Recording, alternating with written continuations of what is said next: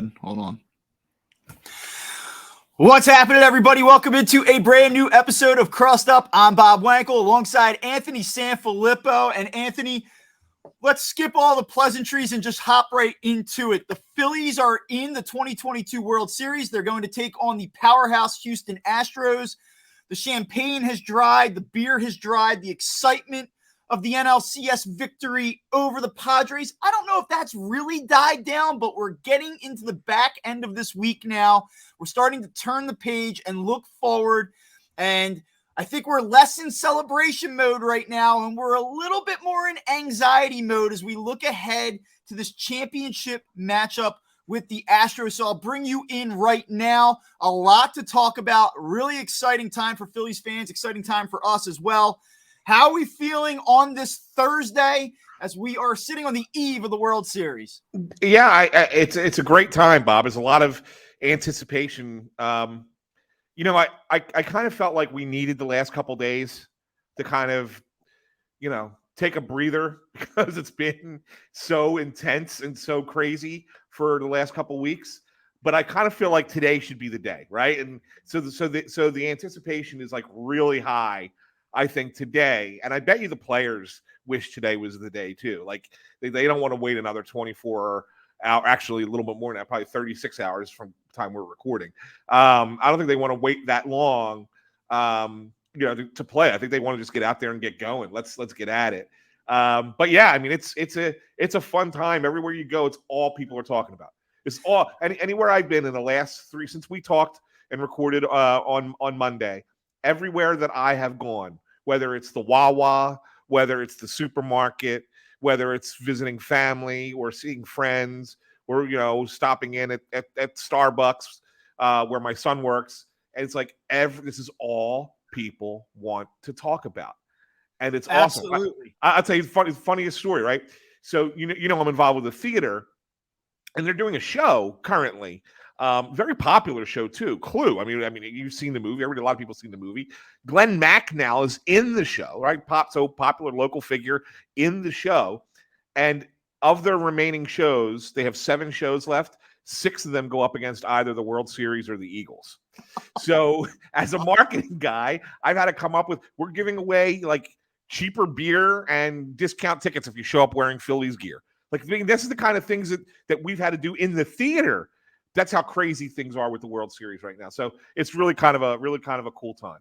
Yeah, I mean, we've talked for so long about how baseball has sort of gotten away from this city, how it has sort of lost its stature is of key importance, and how the Eagles have really just sort of superseded everything. But we've always sort of hypothesized that when this team really gives this fan base, this city, a reason to believe that it'll come back in full force. And now what we're seeing is that hypothesis sort of proving correct and proving true. And you said it, it's everywhere. Go to Wawa, go to the grocery store, anywhere you are right now. If you're standing in line at Target, you're seeing somebody that's wearing a Phillies hat, has the hoodie on, you're talking about the team. And it's a really exciting time to be a part of this whole thing. And obviously you and I have had the fortune to cover it and be a part of it as it's sort of rolled down the stretch here. And I know for me, obviously I've said it on this show before, but certainly a huge baseball guy, huge baseball fan, huge Eagles fan. And I know the rhythm and the cadence of how we consume sports and how we take this in. And I think that Monday, Tuesday, Wednesday, you start thinking about the Astros a little bit, but you're really just kind of looking at the Bryce Harper home run and the Scott Fransky call and the Joe Davis call for the 700th time over 72 hours. And you're just really taking it all in, and you're enjoying the city and the mood and all of that. But just as you get to Thursday here with that Friday night first pitch, that's where you really do start to crank it up and say, all right, what are we dealing with here? And you start talking yourself into, okay, Justin Verlander game 1, I know he's a Hall of Famer, but I see those World Series stats, and I know that this team lost to the 2021 Atlanta Braves that only had 80-some wins, and I know this team lost to the 2019 wild card Nationals team, and I know that the Philly, I think that the city's now turning the page and starting to do the matchup, and how can I work myself into the Phillies at the end when it's all said and done being the World Series champion. So that's what we're going to dive into today. And we are obviously going to jump into the matchup. We learned yesterday Aaron Nola is your game 1 starter. It'll be Zach Wheeler in game 2. We'll talk about that decision, some of the matchups, what we expect.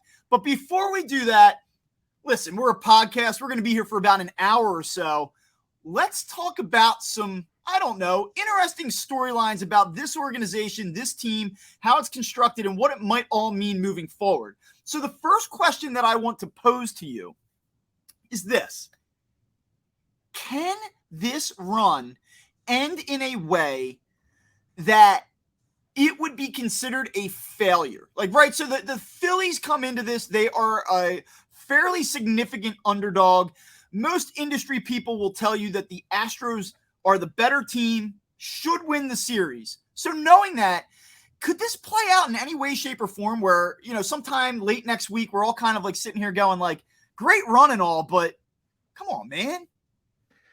I say the only way it turns out, I don't think it could be a failed season. I mean, I think we already talked about how house money was even last round, right? I mean, getting to the NLCS was a bonus for us in a lot of ways. Yes, this team should have been a playoff team from day one, and we went through all that. But getting to the NLCS was really beating the Braves. That was the bonus.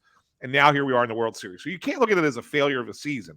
But can there be disappointment if this World Series is as lopsided as some people think it could be?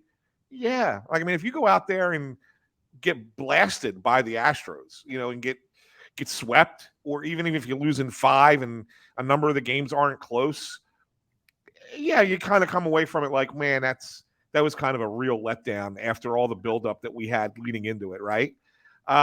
So that can happen. I can see that happening, but I can't envision it being a lost season or a failed season just because you didn't win the championship. Because if that were the case, every year is a failed year for every team in the league. And I think that's a little harsh. I agree with you. I think that what would happen if things were to play out the way that some suggest is that certainly in the moment you would be disappointed.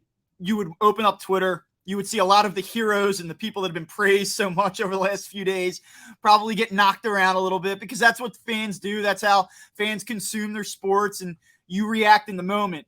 I am of the belief that if the Phillies go down 10-0, 10-0, 11-0, 12-0 in 4 consecutive games, that while it would sting and while there would be some criticism on the heels of it, I think once you take that step back, you immediately say, what an overwhelming success this season was. And I agree with the house money idea up to a point.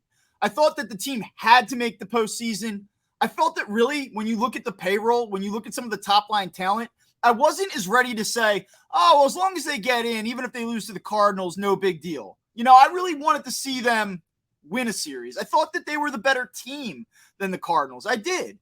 So in that way, I kind of thought to myself, okay, you beat the Cardinals. Now you've done what you've needed to do to justify the season where you could say this is a success.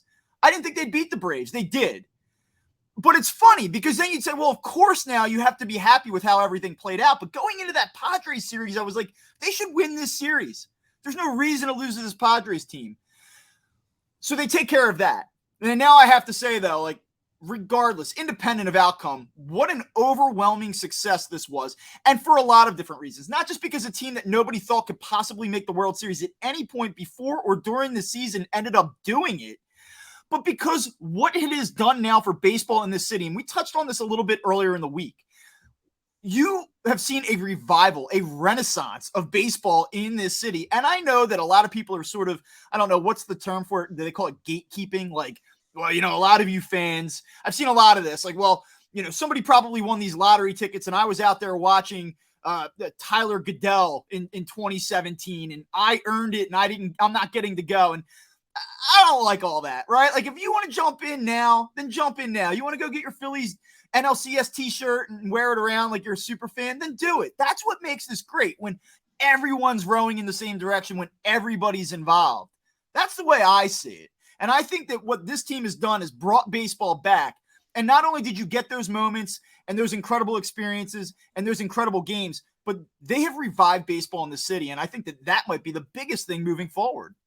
And while I sit here and agree with you, Bob, one thing you might want to do, as I'm noticing this as we're sitting here, we never changed the lower third of our screen for YouTube, and so it has the wrong date and the wrong show. Well, I mean, I don't want people to hop on and look at it and see October 25th and think, oh, this is an old show. If you have a chance to fix that or get rid of it, one or the other. Yeah, see, I'll play around with it, but go ahead. But to answer your question, 100%, you're right on.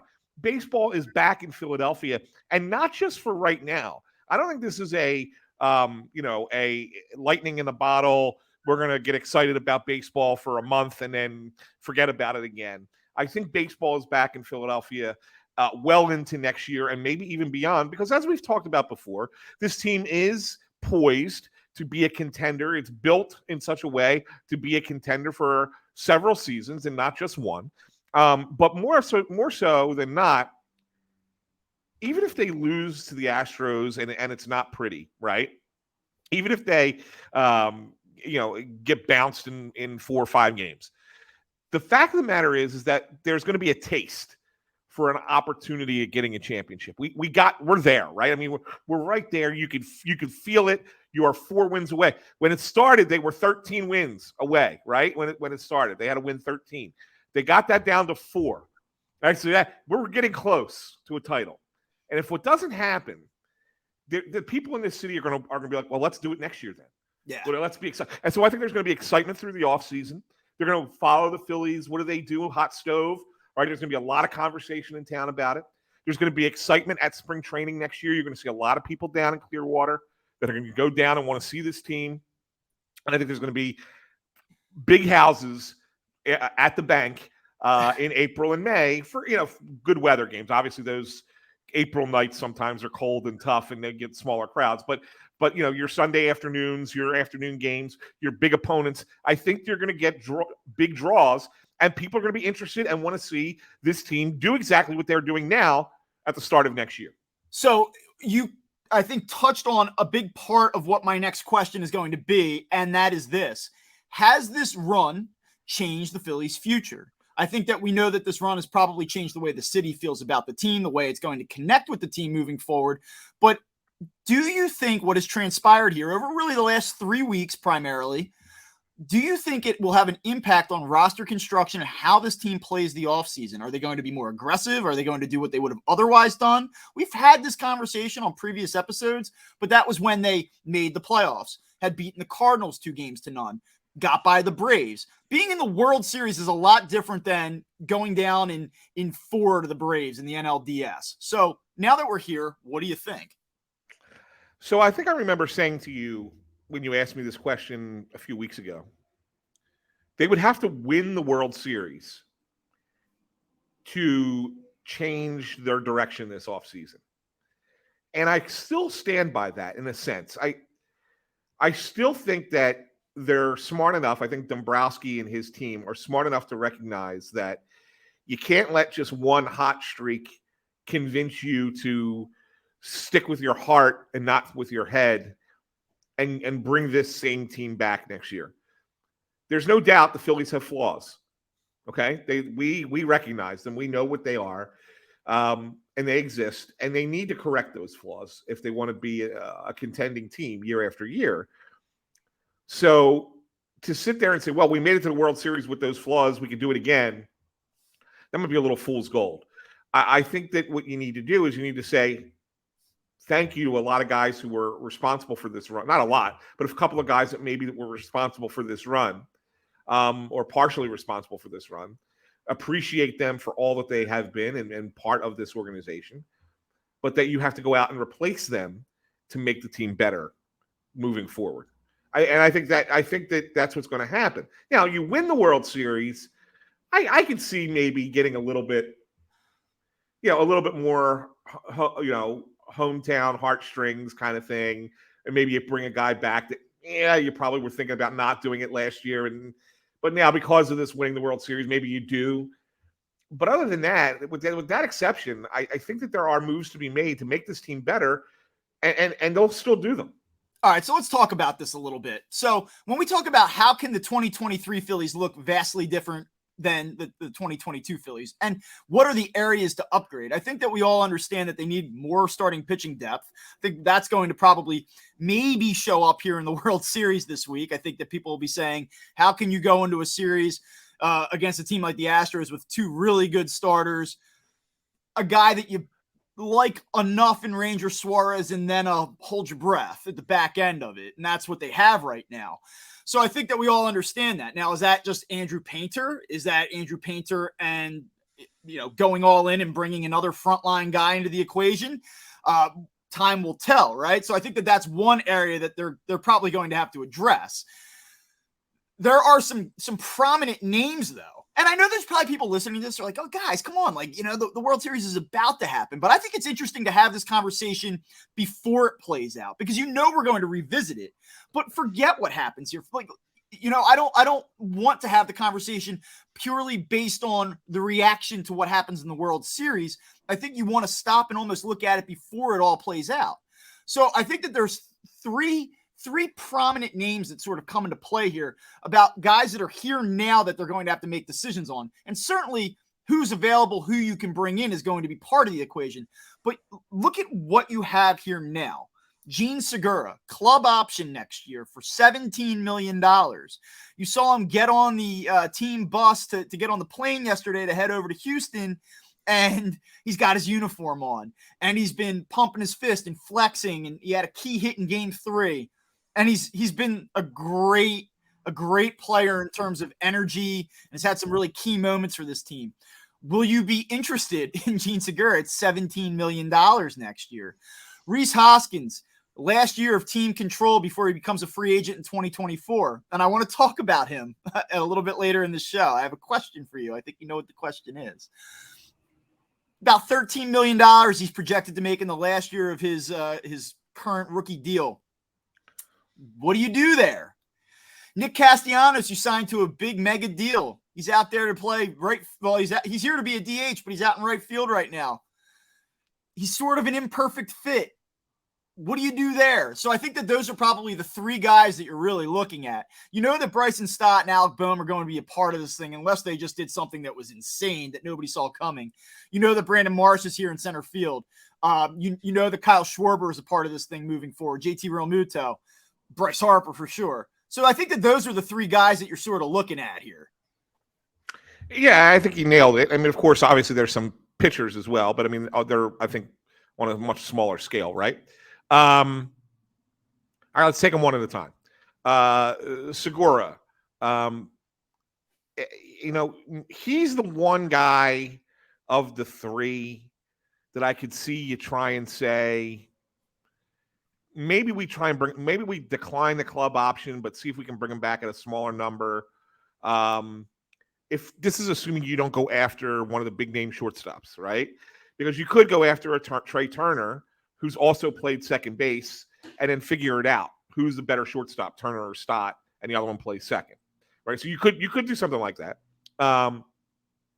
If you decide that that's, a guy like Turner is going to be making way too much money for you to spend, considering the other financial commitments you have, maybe Segura is an option for a year. I think he's the closest to staying of the three. I think the next closest is Castellanos. Wow. More so than Hoskins. And I say that not because I like Castellanos in right field, not because I think that he's a good fit, but I think that they're going to look at it and say, there's more to him than we got.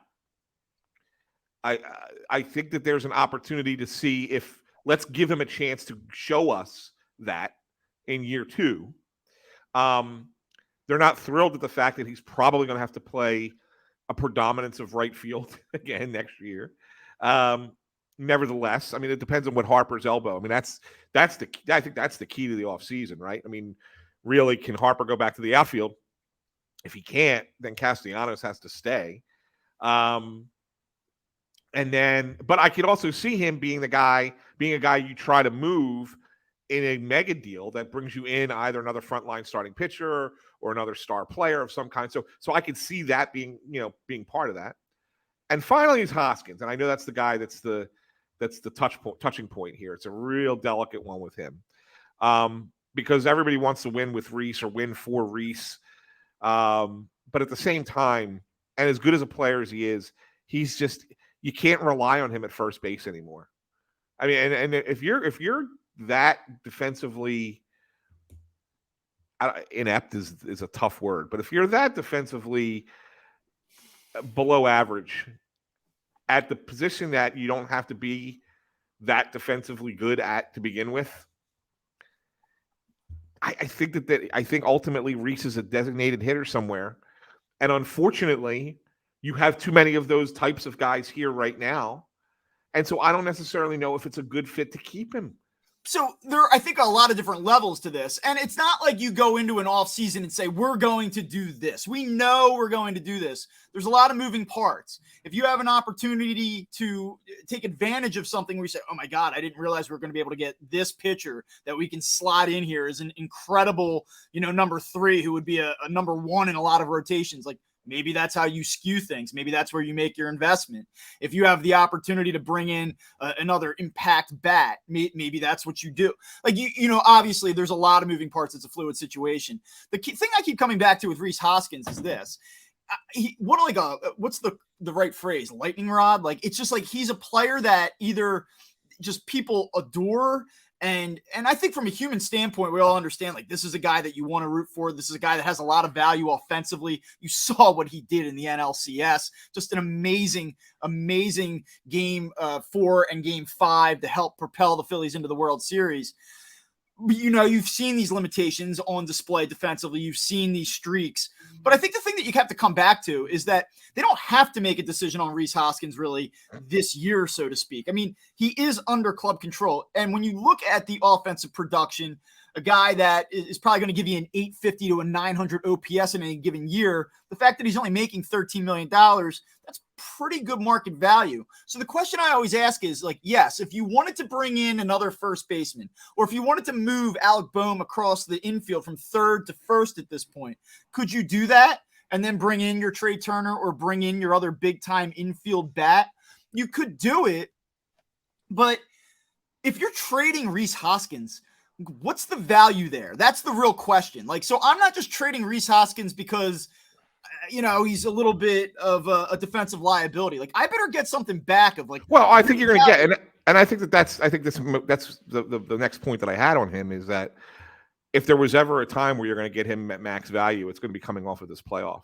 Yeah, but for 1 year, like, what do you get for a first baseman that's probably good for 35 home runs, a 250 average, and an 870 OPS? Like, what does that net you in return? Does that give you a really good, solid number 3, number 4 type starter? Well, give you a big time bullpen piece? Like, what are you trading a core guy for? That's a great question, and it really depends on what's out there. I mean, it could be either one of those things. It could be a leadoff hitter, which they desperately need too, right? I mean, it's got so in that vein. But the one thing, I did this little bit of research. I think we talked about it on the last episode, where I compared Hoskins to every starting first baseman in baseball, and he ranked 6th or 7th in every major category. So if you have a top 6, top 7 first baseman in the game, I think that the value is there. I think teams would be willing to say, hey, listen, I'll take that. If I have excess here or I can't keep this player and you need this player, Phillies, I'll take that. And then I'll take the risk of signing him to an extension beyond just the one season. The other question I have, though, is this. When the Phillies were falling short year after year after year, I said, like, well, maybe they need to change the dynamics in that clubhouse. And it turns out that they did. Not only did they go out and acquire a guy that led the National League in home runs this season, but they've also acquired a guy who, by all accounts, is an absolute game changer in terms of culture, in terms of the clubhouse, and Kyle Schwarber. I mean, he is that guy, right? So they did that.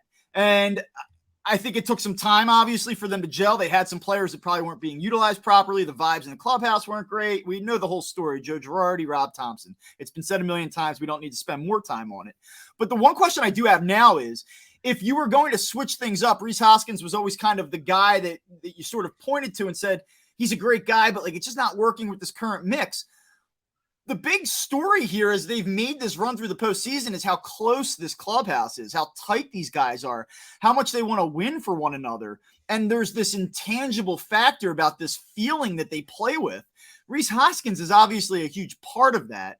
if you were to remove him from the equation, does whatever gain that you make in terms of talent, in terms of fortifying a potential weakness or just getting better in any area, is that offset maybe by taking a guy that's been referred to as the heart and soul of a team out of the mix? That's a great question, Bob. And it really is a fine line for Dombrowski and Fold to kind of to walk, because you have to look at the team and say, okay, are we at a point where if we upgrade the talent, we could take a hit in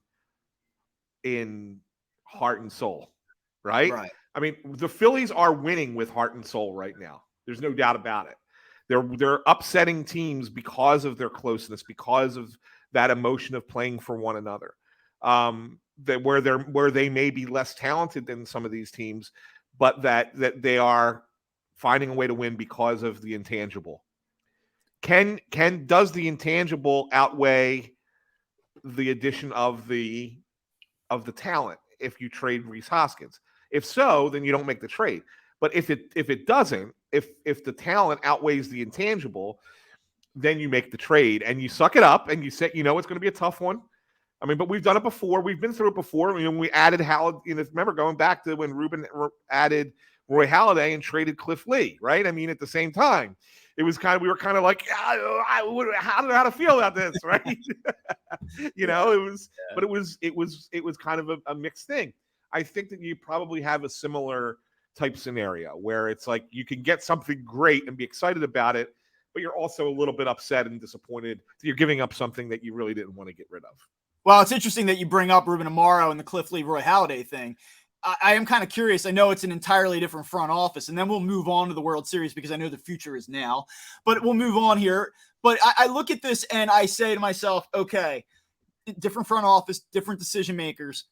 The Phillies kind of got caught up at the end of that last run. And I know that we're theoretically in the front of the next run, and they have some good young players that they're going to add to the mix. But nobody would have ever thought in 2010 that, hey, the good times are going to end very soon here. And part of what they got jammed up with was that they sort of brought the sentimentality into the equation, and they probably gave some contracts out and stuck with certain guys maybe a little bit longer than they should have. And I do wonder to what degree the ownership isn't really any different. Not much different. I mean, John Middleton was a big part of that back then. I wonder to what degree hey, we've got to stay in the moment. We've got to keep looking forward. Does that kind of play in? Were there some lessons learned? And I'm not saying that they should move on. I'm not saying that he's the guy they should move on from, but I do think it's a really interesting dynamic. It's certainly one that we're going to revisit once we get into the off season. So that brings us now to this World Series matchup. We talked a little bit briefly the other day about the betting odds. Obviously, odds makers like the Houston Astros in this series to win. I've seen a lot of Astros in 5, Astros in 6 out there. Just a couple quick other notes here. If you're looking for some data points, 538, which we always know that 538 is 100% right all the time. They have the Astros with a 67% chance to win the World Series, Phillies at 33. That feels about right in terms of where the public is. I think probably for every 3 people you ask, 2 are probably picking the Astros. Fangraphs has it much closer, though. 55-45 in favor of Houston. A little bit more of a coin flip proposition. I guess the thing that I want to start with here is you and I have both basically said here, if you had to bet on it, you kind of have to take the Astros. They don't really have a weakness. We talk about the pitching depth, how good they are both in the bullpen and how deep they are in that rotation. They have experience. The lineup is tough. They don't strike out. They play good defense. It's all there for this team, right? But the one thing that I kind of keep coming back to is over 162 games. If we were sitting here on April 1 and I said, these 2 teams are going to play 162 times, who's going to get the best of it?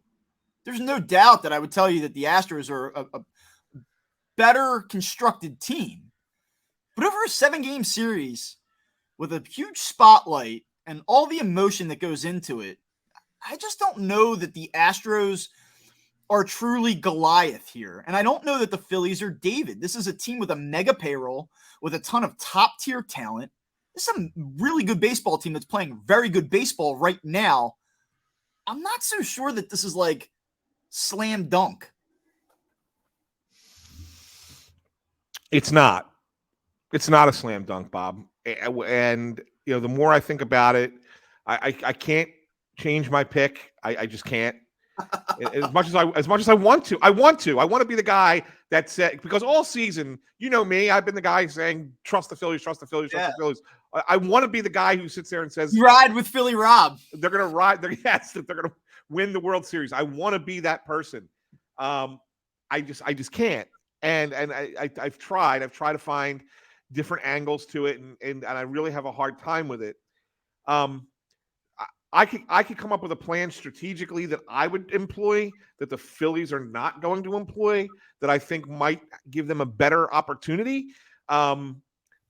But at the same time, I just worry that they don't have enough at the back end of the bullpen.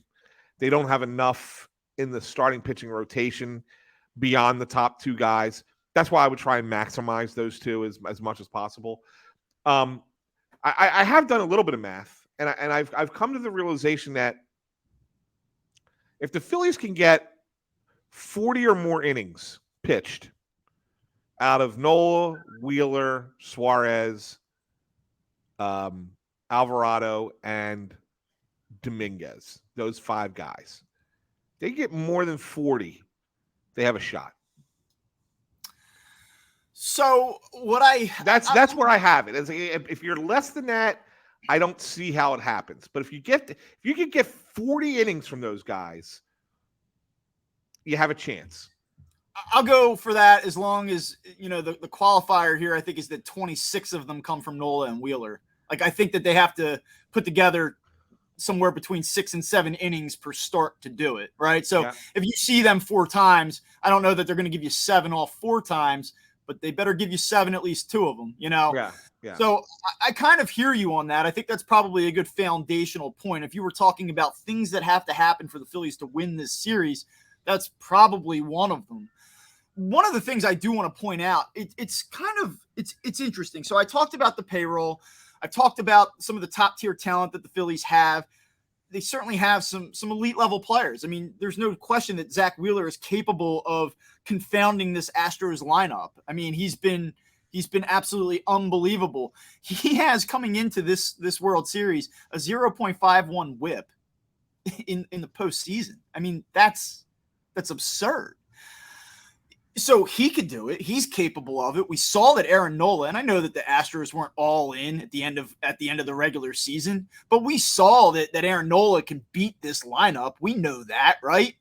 So I just look at this whole thing and I go, okay, like, those two guys are capable. Bryce Harper can take over a game. Kyle Schwarber can take over a game. Like, those things can happen. I'm just going to say this. Going back to June 1st, which has always been this line, right, that we've always looked at with this team, the Phillies are 75 and 48 over 122 games. Or I'm sorry, I should just say they're 75 and 48 over their last 23 games. That's a 99 win pace. Like, this is a good team. This is not the Cinderella story. It is and it isn't. Like, it isn't that nobody thought they could do it. We follow this team. I don't think we had them in the World Series. They've exceeded expectations, but it's not a fluke. Like, I think that's what I would say. Maybe it is a Cinderella story, but it's not a fluke. Like, this is a good team that has played very good baseball for a long time now. Yes, it is, Bob. Yes, they are on a 99 win pace since Rob Thompson took over. And that is, that's not a small sample. That is a lot of games.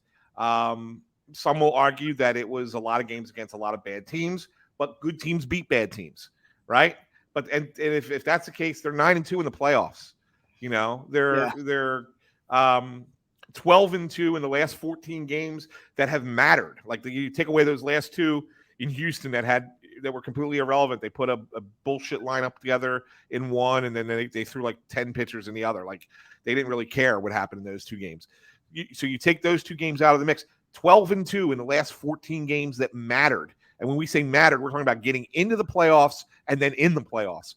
That's a hell of a run. Now, you can argue Houston is 7-0 in their postseason. Well, they're doing pretty well as well too. But that's a team that's been here. They're kind of taking an approach that and most of our listeners are not going to know this because they weren't alive for it, but I'll tell you, the story of the 1980 Eagles is that they were the best team in football. And they had beaten, well, it was between them and Dallas, and they had beaten Dallas in the NFC Championship game to go to the Super Bowl. And rather than really kind of enjoy that and celebrate that, and et cetera, they were really focused more on that was not all they wanted. They wanted to win the whole thing. And so they were all business when they got to New Orleans. They didn't go out and party. They were real uptight. They were like, we got to win. We're the best team. We're going to show everybody that we're the best team, and then we'll celebrate after the fact. And they came out real tight in the Super Bowl. And the Raiders, who didn't belong there, they were the first wild card team to make the Super Bowl. Totally surprised everybody, riding kind of an emotional thing like the Phillies had. I mean, they had a 38-year-old quarterback at the time, for God's sake, in Jim Plunkett, who was leading the team. They went out, played loose, played fun, and dominated. I mean, literally kicked the Eagles' ass in that Super Bowl, 27-10. And I know that's one game, and a World Series is 7. But it could be kind of the same thing, right? It certainly can be kind of the same thing. And so you look at it, and the Astros could be coming in here. They didn't have a big celebration after they won in New York. They said this was, a little bit more subdued because they knew what they wanted to get through. They want to prove that they can be a team that can win a championship without the cheating allegations stuck behind them. There's only, I think, 5 players left from that team. 3 of them are hitters. The other 2 are pitchers. Like, I really think that they feel like they want to prove that they can do that. And that's fine. But if you get uptight about that, if all of a sudden it's like, well, we got to do that or else we're always going to be labeled as the cheating team, then it could hurt. That could hurt them. That can come back and bite them. And the Phillies are a good enough team at a 99 win pace, which is still 7 games behind what the Astros were at 106. Are still a good enough team to take advantage of that. And so that's I think what the difference. This isn't some close to 500 team that just barely snuck in and just happy to be here at this point because they got hot at the right time. This is a team that had beliefs all year long that they belonged here, struggled mightily early in the season, but then went ahead and figured it out. And like you point out that they're on a 99 win pace, think about that and think about the fact that they're not only on a 99 win pace since June 1st or June, whatever it was, June 2nd, when Thompson took over, but they did that without Bryce Harper for 2 months. And now add that into that equation. Imagine you have Harper for 2 months in there. What kind of pace are you on? That's a big question. I mean, I think what you wonder, though, simultaneously, did Bryce Harper going down in some sick and twisted way help them? I don't know. I mean, right? Like, that is the question. Like, it's possible. Like, everyone realize had what they can do. Right. Yeah, like you couldn't be as much of a spectator. You have to chip in. You have to do a little bit more. You have to take a little bit more ownership. So I don't know. I mean, it's a really interesting dynamic to kind of think about.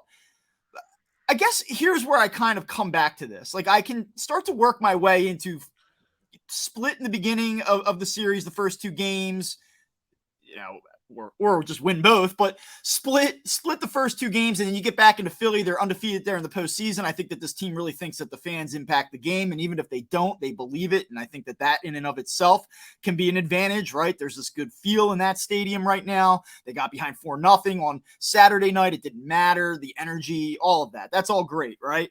Mm-hmm. So then you think about that. Can they win 2 out of 3 at home and send the thing back to Houston up 3-2? And if they can do that, then you got a shot, right? Like, I think that that's the path. But I don't know that it's that easy, because when I start to break this down and look at where are they at when you get back to Philly, I actually don't know that they have the advantage in those games. And reason being is you start to now look, as you get past Nola and Wheeler, we assume that we're going to get Ranger Suarez in game 3, right? Would you agree with that? Okay. I agree with that. So then we're probably going to see, I would imagine, Lance McCullers. That's who threw game 3 for the Astros against the Yankees. So let's say you get McCullers in game 3. Is that an overwhelming advantage for the Astros? Maybe not, but he's a damn good pitcher. And I got to be honest with you, like, I think probably a good chance that they have the advantage. Or do you get And I should check this out. I don't know if they went McCullers and then they went Javier, but then not against the Yankees. They flipped it the other way around. Okay. It was Javier game 3. Javier game 3, and then McCullers game 4. Is that right? Yeah, but I think that had something to do with McCullers. They wanted to give him extra time. Yeah, and want to give him extra time off, right? Champagne or something. Yeah. Yeah. So then you assume that you're going to go Suarez, McCullers for the sake of argument for right now, and then in game 4 you're going to see Javier, and you go, oh, as a casual baseball observer, I'm just a Phillies fan. I don't really know who Christian Javier is, right? I mean, he's a guy that had a 0.95 WHIP and 148 innings this year with a 2.54 ERA. Opponents at 170 against him. He's really good. So let's just say that it's Javier versus game 4, which I have a feeling I know what you're going to say about this. But if that's the case and it's Noah Syndergaard or Bailey Falter, which I can't imagine it will be, or it's because you saw how game 4 played out in the NLCS, maybe you just go right to Connor Brogdon for the first inning and try it that way. It turns out you didn't need a starter in game 4 against the Padres. So I look at all of this, and that's where I kind of run into the roadblock. I'm like, if the Phillies aren't ahead 2-1 in this series, and they're behind 2-1, how are they surviving game 4? Because guess what? If they lose that game, they're not overcoming a 3-1 deficit against this team. I don't see that. You want me to get? I'll tell you what my crazy idea is, and they're not going to do it. Rob Thompson's already said it, and I think we talked about this before the show, and I think that you're right that Rob Thompson's not a kind of guy who's pull the wool over your eyes and surprise you and change his mind later. So we know Thompson's not going to do this, but I'll tell you, my strategy would be a little bit different. I would make game 3 the weird game, the Syndergaard game. And why is that? I think that you're going to have a lot of emotion in Philly that day. Obviously, it's first World Series game in Philly. I think that changes the dynamic a little bit. Let that be the game where maybe you try and get the fans to get you through. And then you can go with Suarez, Nola, or I would even think about Nola short rest game 4, Suarez game 5. Either way, you then have both of them be able to pitch multiple innings if it goes 7 games. Like, I think you have to plan for a 7-game series. I don't think you can sit there and say, let's wait and see what happens. And I mean, you could have multiple plans if we're up 2-1, down 2-1, up 3-1, whatever. I mean, you could have all those different, a flow chart, like a different path to each game, and that's fine. But ultimately, the plan has to incorporate a game 7. And I think you can't go into game 7, and I know you say all hands on deck, but you can't go into game 7 and expect it to be, Syndergaard or Falter or Brad Hand or Brogdon or, Bilotti, like those guys. You can't. I think you still have to go into game 7 thinking we need multiple innings from some of our best pitchers. And that would include, if you're going your top 5 guys, it's Wheeler, Nola, Suarez, Alvarado, and Dominguez. Those 5 guys. That's who has to pitch in game 7 in some capacity. So if you do it, if you make the oddball game 3, it gives you an opportunity to say, now, if you're up 2-1 or even if you're down 2-1, your next 4 starts are going to include Suarez, Nola, and Wheeler in some capacity. Those 3 guys are going to start the next 4 games. You have a shot at that point, right? You just really have a shot. Rather than put game 4 at risk, which I always think game 4 is the most important game a lot of times in a series because it could either tie it up or it puts the team up 3-1. Once the team's up 3-1, it's very rare that they give it up. So I look at game 4 as such an important game. And I'd rather game 4 be somebody I can trust and not be, let's throw it together with that bullpen-oriented game. Right. That's just a strategy thing for me. Yeah. I just wonder if they got down, if they got behind. I know the plan is not to use guys on short rest, especially in the front end of the series. It's sort of been established, but I do wonder if things play out in a certain way, if they would maybe revisit it. Would they get a little bit more desperate? I don't know.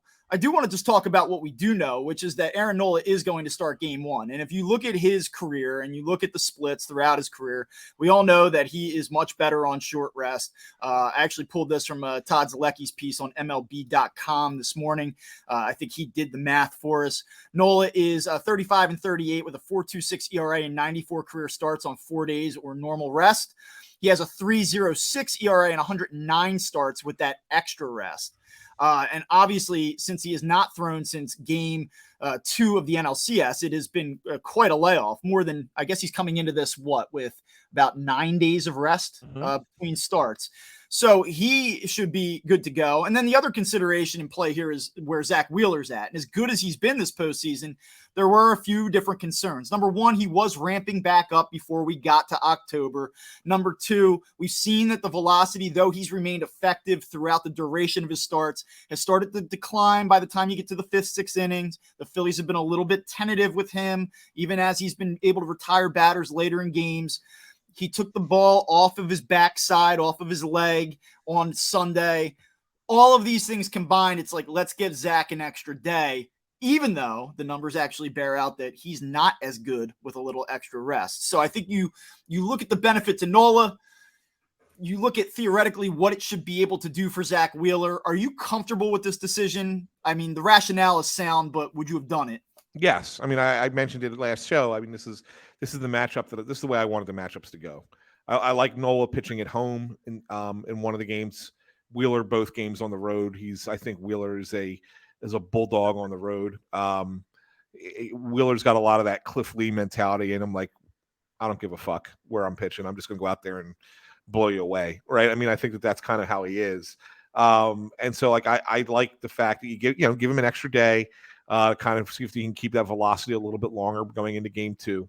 And even by that sense, if he's not pitching again until game 6, he's going to pitch on 5 days rest there too. He'll get an extra day, right? Because it would be off day 3, 4, 5 off day before game 6. So you'd have 5 days off there. So either in both cases, you're getting him an extra day of rest. So maybe he goes a little bit longer than 6 innings, which is, again, if we're looking at it as get them 40 innings, those 2 innings could be the difference between winning and losing this series, right? If you can get him through 7 as opposed to just through 6. And like I said, I like Nola pitching one of the games at home as opposed to both games on the road. Nola has always pitched well at Citizens Bank Park. Right. The one thing, if I'm going to play devil's advocate here, against my own desire, which is they're doing what I wanted them to do. But if I was going to play devil's advocate to it, I could point out to you that at the All-Star break, the Phillies gave Nola an extended break, and he had 9 days off, including with the All-Star break. He came back. He was the last pitcher to pitch in the rotation coming out of the break. That was a game against the Braves that they lost. He went 6 innings, gave up 7 hits, 5 runs, all earned, 2 home runs. Did look great. Right. And then if you look later on, he had an extended rest prior to a Mets start at home, coming off of the great game he pitched against DeGrom up at Citi Field that I attended in August. He had an extended 2 days extra rest to pitch against the Mets again when they got back to Citizens Bank Park. 5 innings, 8 hits, 5 earned runs. So I look at those and I sit there and say he also had 2 days extra rest before the one Atlanta game in September I mean, it wasn't a terrible start, but Acuna got him pretty good with the double and the home run, and they end up losing the game to Atlanta 4-3. He gave up all 4 runs. He pitched 7 innings. 2 bad pitches, I think, in the game, but still 7 innings, 7 hits, 4 earned runs. So with extended, he's had a couple of starts this season, the second half of this season, with extended time and not pitched well. Let me ask you, so when you look at those numbers, because I think it raises an interesting question. Like, you look at the historical numbers, you look at what he's done more recently, and if it works out, I think you say, wow, what a great idea it was. And if it doesn't, you say, see, you could have looked at those more recent numbers. I do wonder to what degree you can really compare data over, even if it's over a large multi-year sample, to what degree can you compare data over a large multi-year sample to what occurs when you talk about being in a World Series, Right. which is one of the things that's kind of interesting when you look at Justin Verlander. Justin Verlander is one of the greatest major league starting pitchers of this millennium, right? Like hands down. He's I can't pitch in the World Series. And he's been historically bad in the World Series. Is there any correlation? Can Justin Verlander not handle the moment? I doubt that. It's just sort of one of these goofy things that sort of reveals itself with Major League Baseball. But I'm not looking at Verlander tomorrow night and expecting him to blow up because he hasn't been good in the World Series previously. I'm just not. But I do wonder, like, when you take all of these different factors into consideration, you look at the numbers, you look at matchups, you look at how things play out, to what degree can you really put a lot of confidence in them when this is a whole different ballgame, quite literally, right? Yeah, no, absolutely. The way that I look at this series, and I don't know how you do, and I guess we should probably make some predictions within the predictions, but the way that I look at the series when I evaluate, like, how can the Phillies cross the finish line, I guess I pretty much touched on it. You better split in Houston. You better find a way to win 2 out of 3 at least at Citizens Bank Park. But I kind of look at it in stages, and stage 1 is this weekend. It's these first 2 games. And then I think you get through those 2 games, and then you can evaluate where you're at for those middle 3. Like, we're going to talk on Monday morning, right, on Halloween before game 3, and we'll say, okay, now that we've seen it, now that we're in it, what do we think about this next stage? So let's just look at the first 2 games. What do you expect to unfold on Friday and Saturday night down in Houston? I actually like the Phillies to pull the upset in game 1. And then I think Houston wins a close, low-scoring, nip-and-tuck, nail-biting game 2. So I think that they come back 1-1. And that's not – I think both Nola and Wheeler both pitch really well. I just think that I kind of like the Phillies against Verlander a little bit more than I do them against Framber Valdez. I think that, yeah, I think that I think that he's, the ground ball pitchers, those sinker ballers, Phillies are a team that, let's be honest, they've had their big moments in the postseason with the home run. Now they've played small ball. They've done it. We've seen them do it, right? And it's worked here in the playoffs as well. But their greater successes have come from being able to put the ball out of the ballpark. I think you have a better chance of hitting home runs against Verlander than you do against Valdez.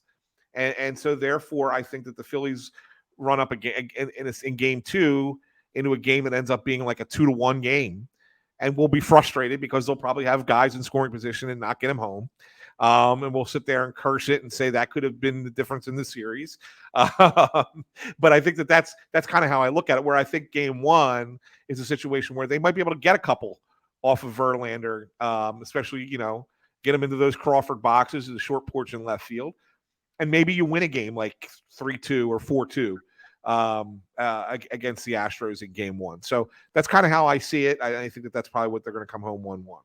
So you have them coming home 1-1, as do I. And I think that, it's not exactly a bold prediction. You're talking about 2 teams in the World Series here. I don't think that you can just expect the Phillies to win both games. I don't think you should expect them to go down there and be overwhelmed, though, or overmatched in the moment and come home down 2-0. Okay. So we talked about 40 innings from a select group of pitchers, probably needing more in clutch spots from someone like Brad Hand. Like, I think you're probably going to see Brad Hand, for better or worse, in an important spot here. I mean, he's got some experience. He's one of a couple lefties. He's probably going to find himself in the middle of an important moment. They're going to need more out of that, like that underlayer once you get through that top tier of relievers. Is there anything else that you have that you're like, this is going to happen if the Phillies are winning the World Series? Does Bryce Harper need to be, this insane version of himself? Is it going to require that? No. Well, I mean, obviously, if Harper continues to do what he's doing, it'll be a playoff for the ages, and it could carry them to win the whole thing. What else do they need to do? They need, again, we said this last round, and they kind of got away with it a little bit, but I don't think you can get away with it against Houston. Is they have to be sound defensively. You can't give this team extra opportunities. They don't strike out a lot. They put the ball in play. If all of a sudden, you're giving them an extra out or 2 outs a game, they'll take advantage of it. They're good enough. So I think that they need to be good there. And I want to see somebody other than Harper, Hoskins, Schwarber. I want to see somebody else kind of get hot here in the World Series. Like even if it's a smaller player, even if it's like a Bryson Stott or Segura or Brandon Marsh or anybody. Like I want to see another player that kind of comes out of nowhere and really adds to the Phillies offense that makes a difference when you're playing. Again, something like that could be what swings a series for an underdog over a favorite. Yeah, I'm with you in that.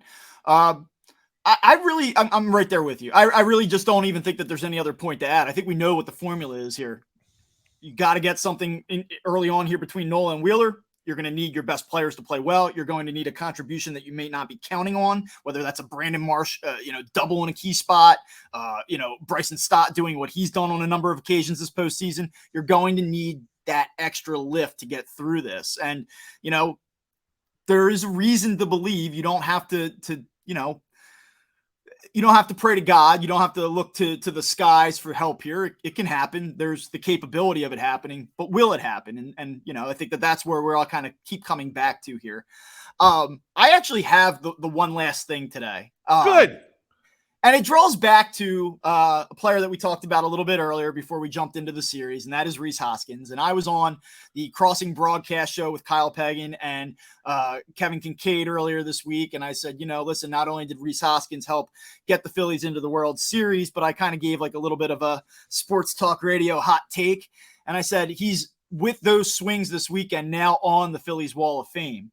And we can talk about exactly what the requirement level is to be on the Phillies Wall of Fame. It may not be the most select set of standards, but I think that even without another swing, if he were to be traded, if he was not back here next year, if he just had a very mediocre World Series, even unless he actively loses the World Series for the Phillies, I think that he's probably now up on that wall. Am I being a prisoner of the moment here? Or if you start to think about who some of the company is up on that board, is he done enough to sort of cement his place on that? No, he's there. I think he's there. I think that what this offseason has brought gets you there, because think about what goes into putting guys on that Wall of Fame, and with the exception of the really lean years when the guys ended up being like Mike Lieberthal, who had a great career but never played in a playoff game with the Phillies, or Bobby Abreu, again, great career, never played in a playoff game for the Phillies. The guys who get on that wall are guys who have playoff moments, playoff careers. And Rhys Hoskins has had just as much of a playoff moment this year, if not more so, than Gary Matthews did, right? Than Sarge did in '83. Than a lot of guys did back in the '80s and '90s. I mean, he's got 5 home runs already. I mean, it's the second most in the history of the franchise in the playoffs. If he hits 3 home runs in the World Series, he's the all-time single-season playoff home run leader for the Phillies. It's not outside the realm of possibility for him to hit 3 home runs in this series. Yeah, I think when you consider what he did in that NLCS in the back end of it, defensive side, those key home runs pretty much powered them to that Game 4 win. Obviously a tone setter in the clincher. He has the bat spike moment against the Braves. These are all just like all-time moments that we're talking about here. Yeah. He's well-liked in the city. I don't know that that's the determining factor, but I think it is important. The vast majority of Phillies fans, most Phillies fans like Rhys. He may not be the first guy from this team. Yeah, I agree. But he'll be on the wall. Yeah, and then just real quick, the final point that I have before we wrap it up here, his 162 game averages on some key counting stats, 36 homers, 36 doubles, 94 walks, 98 runs batted in over rolling 162 game averages. Obviously you only play 60 regular season games during the 2020 regular season. That shortens things up. He's hit now 148 home runs for this team, which has him, let's see here, 16th all time on the Phillies home run list. Had they played an entire 2020 season, he would have cleared both Mike Lieberthal and Scott Rowland, putting him 14th, right? This is, again, without another swing. of the 13 guys that would be ahead of him at that point, all of them are already on the Wall of Fame, and only Utley, Howard, and Rollins aren't, and they will be. So I think he's already put himself there. Just a little like bar conversation talking point here. Absolutely, I think it's a good one, and I think he deserves it. I think that whether he's here next year or not, he deserves to be there at some point. Yeah.